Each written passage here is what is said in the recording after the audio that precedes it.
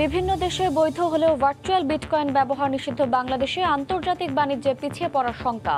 ভবিষ্যৎ পৃথিবীর মুদ্রা চালু নিয়ে এখনই ভাবার পরামর্শ। দেশের যোগাযোগ ব্যবস্থায় নতুন মাত্রা। ফরিদপুরের ভাঙা গোল চত্বর দ্রুত পৌঁছানো যাবে গন্তব্যে। পদ্মা সেতু চালু হলে আসবে বৈপ্লবিক পরিবর্তন। সেবার বিপরীতে ব্যাংকের ফি আদায়ের সর্বোচ্চ সীমা নির্ধারণ। মাসুলের তালিকা টানিয়ে দেওয়ার নির্দেশনা। বন্ধ হবে নানা নামে টাকা কাটা। সরকারের আশ্রয়ণ প্রকল্পের সুফল পাচ্ছেন প্রায় ৭০,০০০ পরিবার। ঘর জমির পাশাপাশি কাজের সুযোগ পেয়ে দিনবদলের স্বপ্নের পথে প্রান্তিক জনগোষ্ঠী। এবং ঘূর্ণিঝড়ের পর অতিরিক্ত লবণাক্ততা আর ভাইরাসের আক্রমণে মোংলায় চিংড়ি সহ বিভিন্ন মাছে মরক। কয়েক হাজার চাষির মাথায় হাত।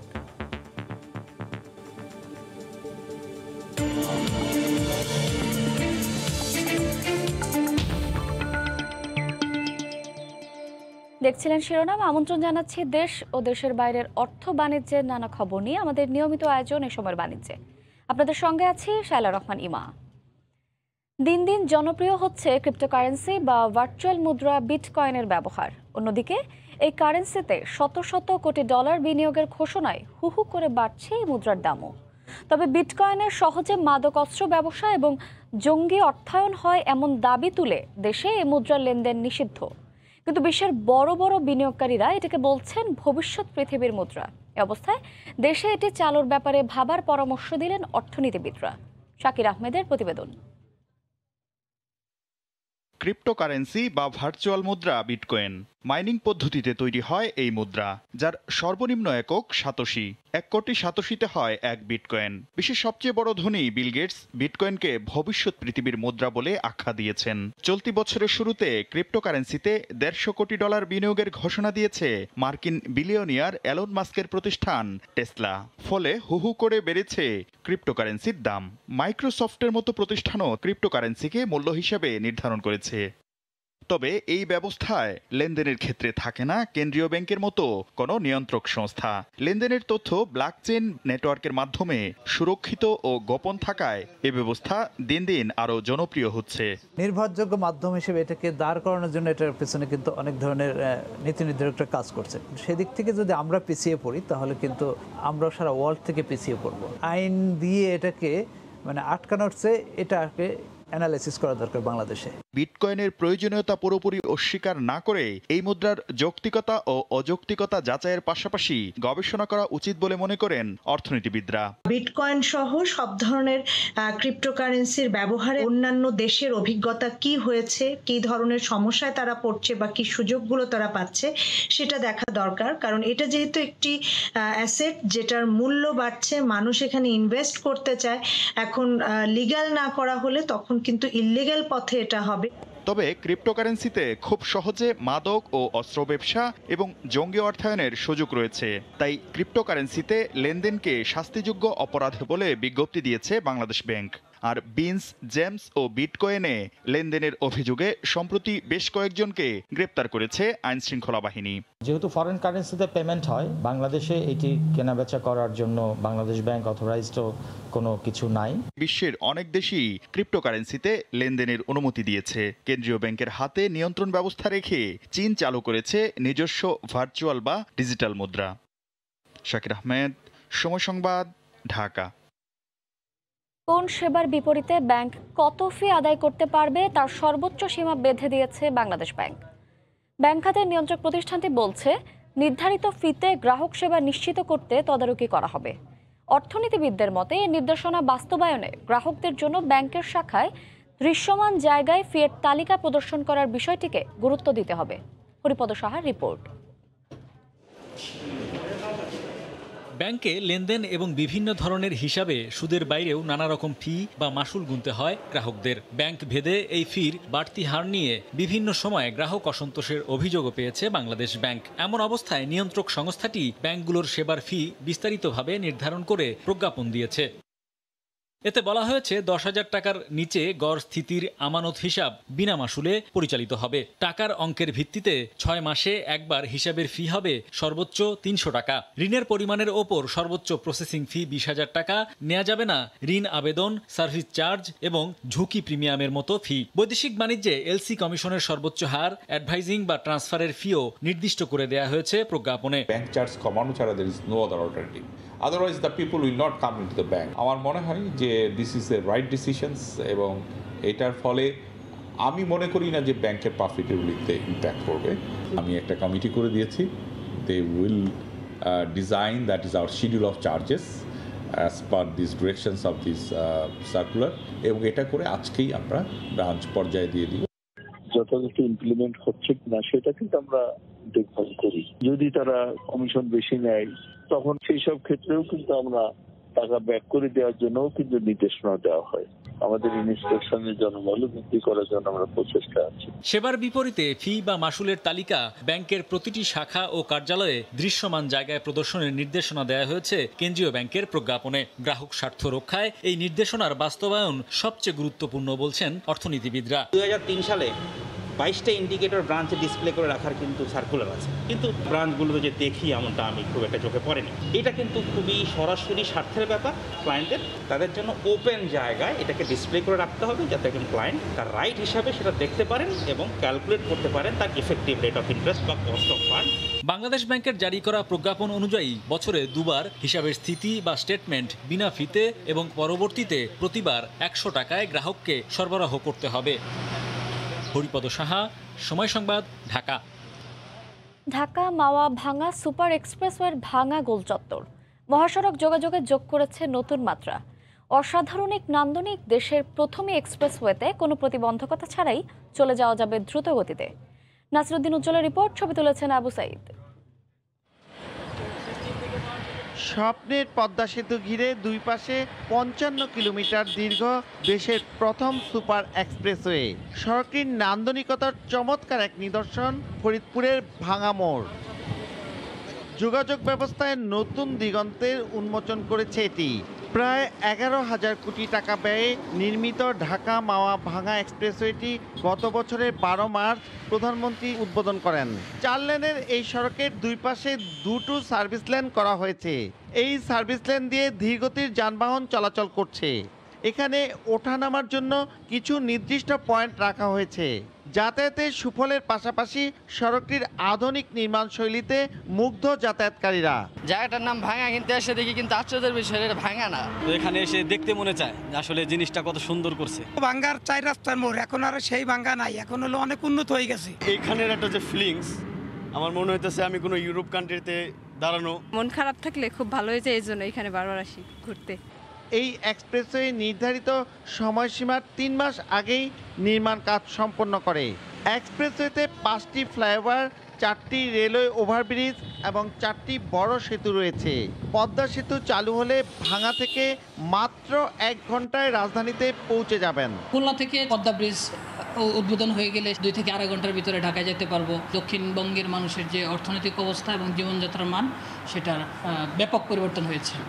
4 দিক থেকে 4টি করে আলাদা সড়ক বেরিয়ে আসায় এক দিক থেকে অন্য দিকের সড়কে যাওয়া সহজ। 16টি পথের মিলন মেলায় পরিণত হয়েছে ভাঙা চত্বর। এখান থেকে অন্তত 20টি জেলায় যাতায়াত সম্ভব। ফরিদপুরের ভাঙা থেকে নাসিরুদ্দিন উজ্জ্বল, সময় সংবাদ। সরকারের আশ্রয়ন প্রকল্পের সুফল পেতে শুরু করেছেন দেশের প্রান্তিক জনগোষ্ঠীর লাখো মানুষ।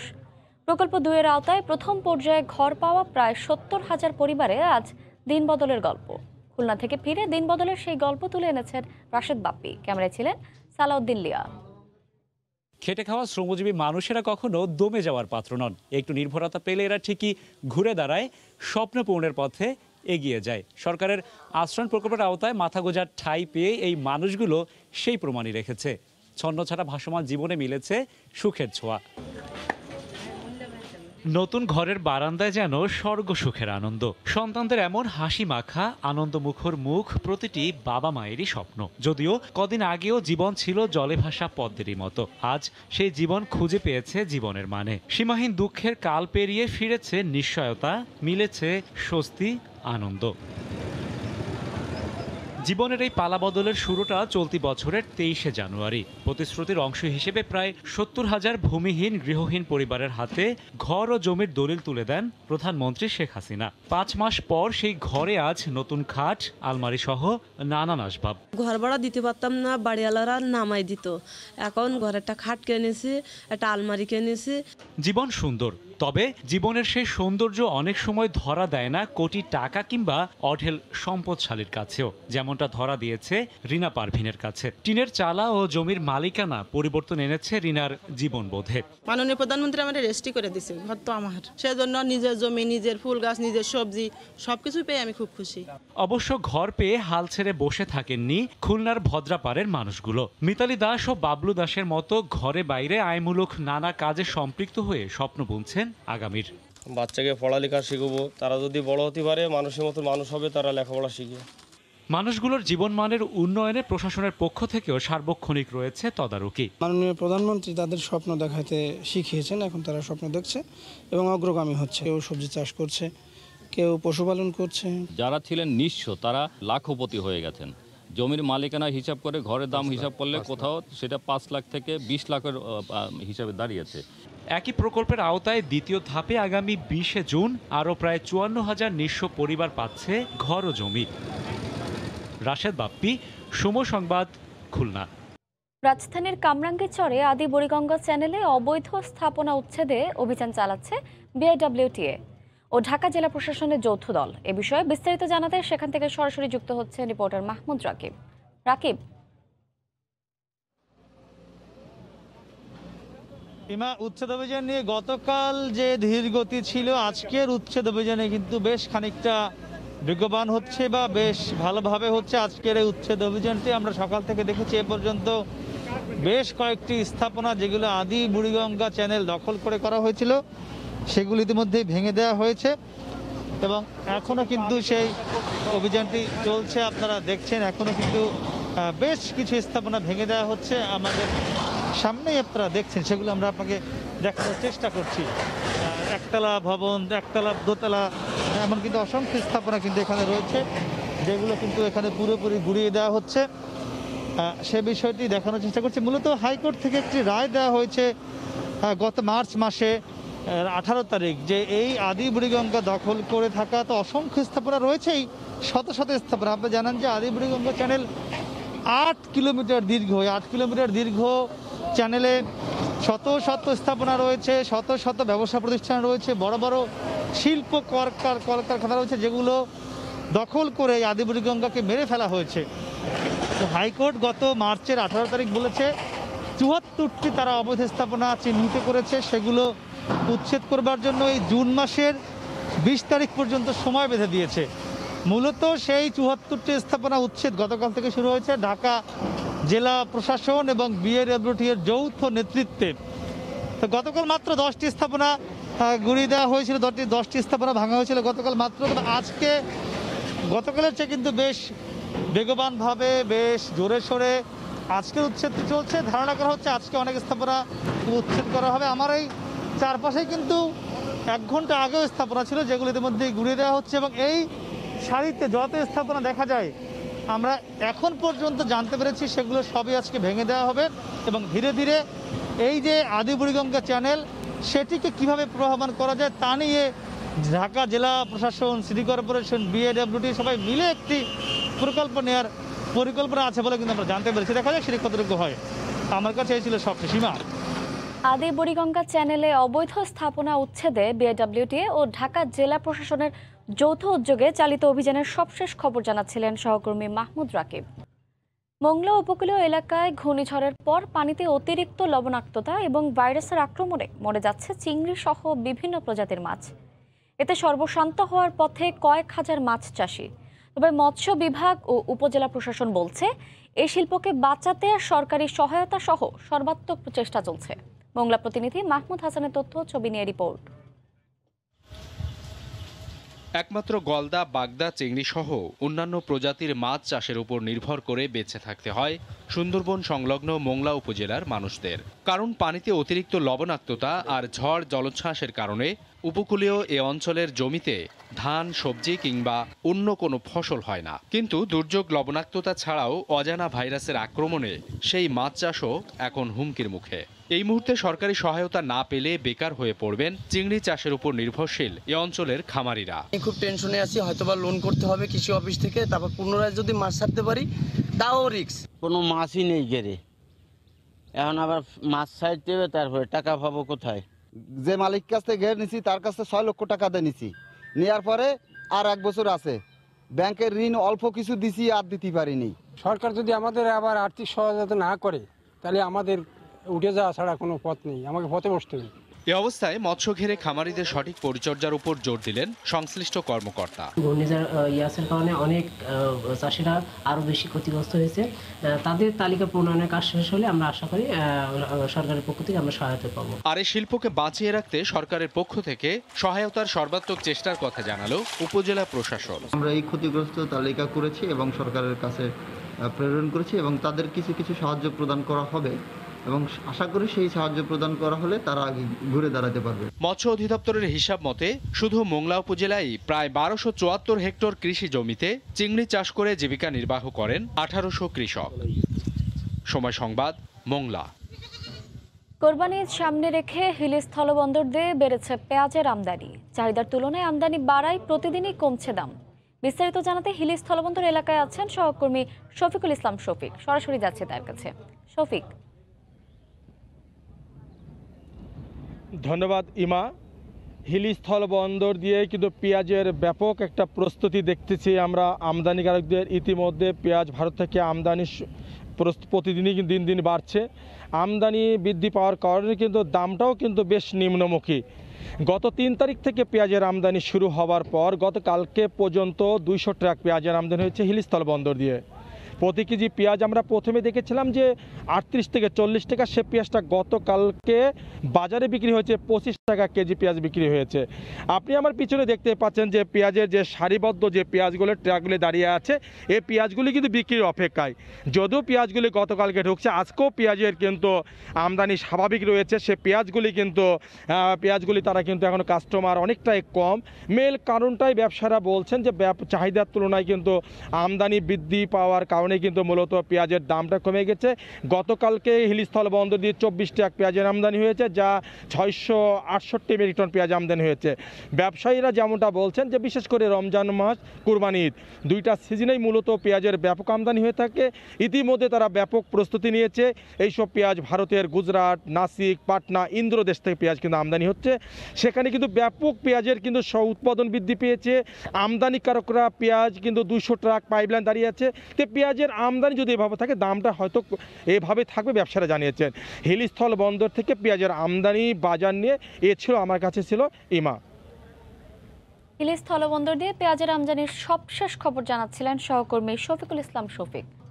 সফল উদ্যোক্তা নবাবগঞ্জের যুবক সেলিম উচ্চশিক্ষা নিয়েও লাখ টাকার চাকরি ছেড়ে নিজ গ্রামে গড়ে তুলেছেন একটি কৃষি খামার, যেখানে রয়েছে বিভিন্ন জাতের কয়েক হাজার আম গাছ সহ নানা দেশি বিদেশি ফল বাগান।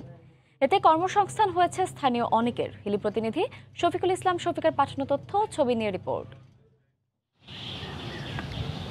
হিলি স্থলবন্দর এলাকা থেকে 35 কিলোমিটার উত্তরে নবাবগঞ্জ উপজেলার কাতলমারি গ্রামের সেলিম সরকার কয়েক বছর আগে বিদেশ থেকে উচ্চশিক্ষা নিয়ে এসে দেশে ফিরে চাকরিতে যোগ দেন। পরে লাখ টাকা বেতনের চাকরি ছেড়ে নিজ গ্রামের প্রত্যন্ত অঞ্চলে 13 একর জমিতে গড়ে তোলেন ফলের বাগান, যেখান থেকে তার মাসে আয় হয় 2 থেকে 2.5 লাখ টাকা। আমাদের বাগান থেকে অনেক ডিমান্ড, আমরা ভালো দামে বাজারজাত করতে পারছি। আমরা লোকসানের কোনো হিসাব গণছি না, এবার আমাদের লাভ আসবে এরকম আশাবাদী।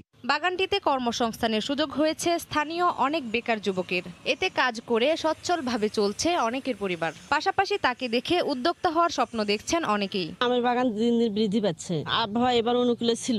এই আমগুলো অনেক ভালো, ফরমালিন মুক্ত, এই জন্য এখানে আম কিনতে আসছি। এমন উদ্যোগকে স্বাগত জানিয়েছেন স্থানীয় জনপ্রতিনিধিরাও।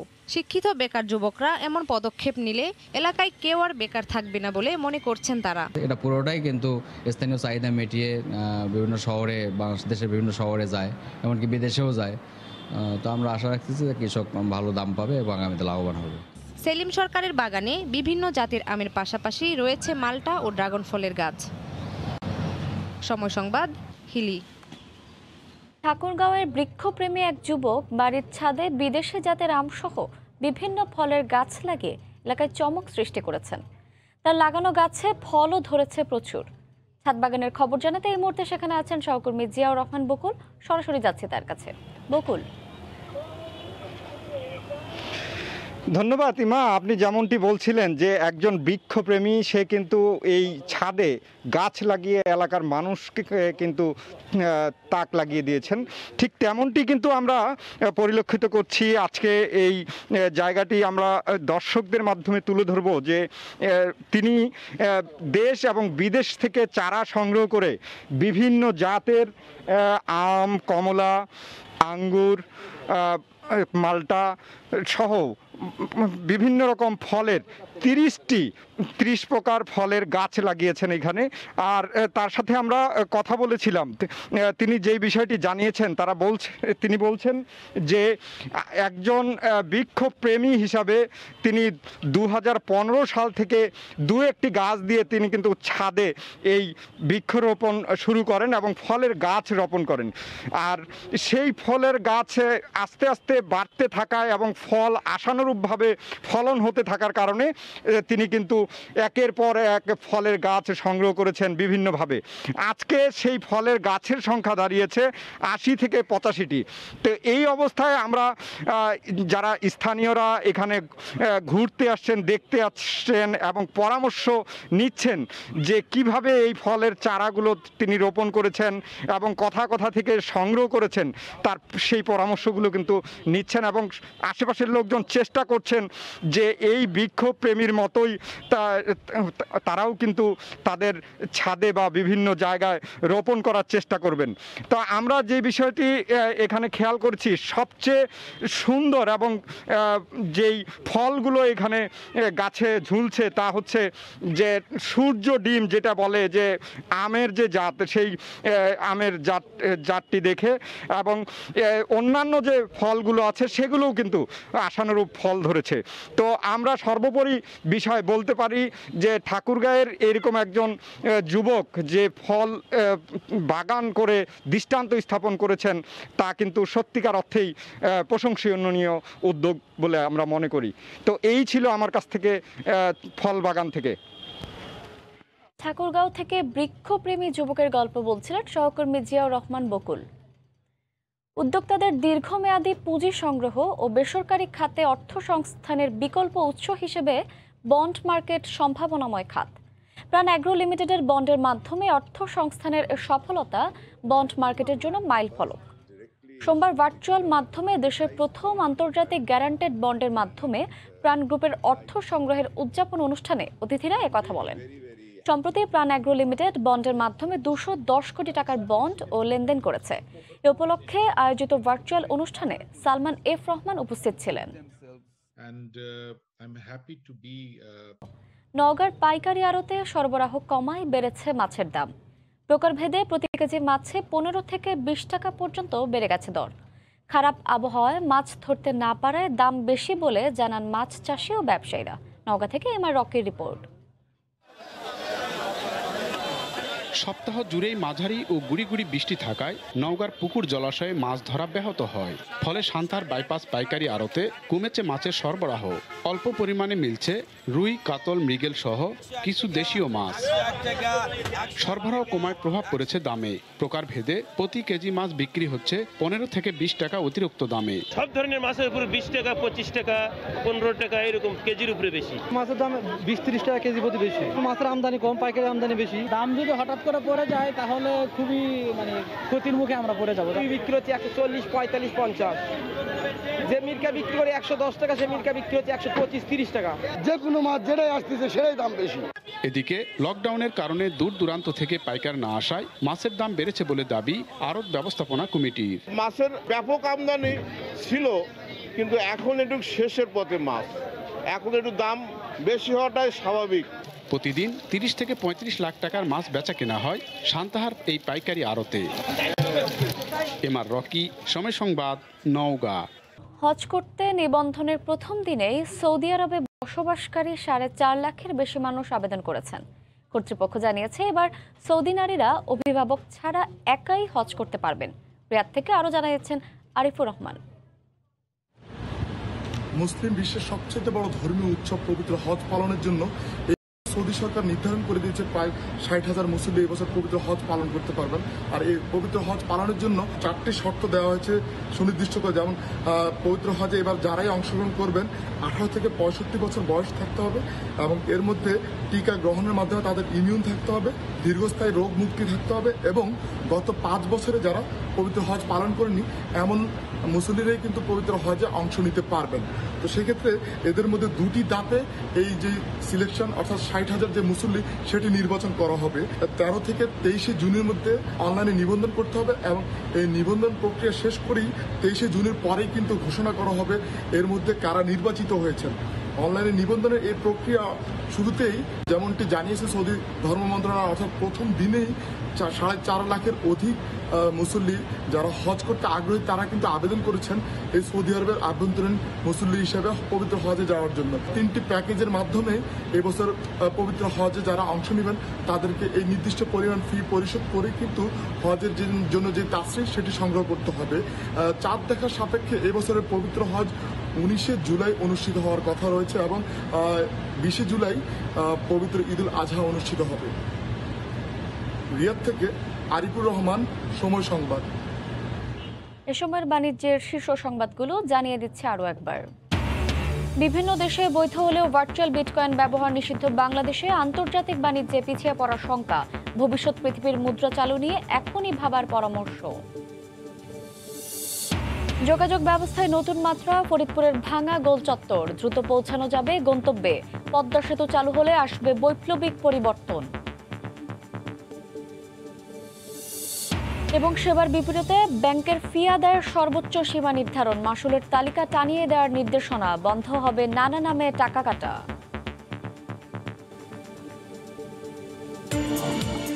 এই ছিল এই সময়ের বাণিজ্যে, সঙ্গে থাকুন সময়ের।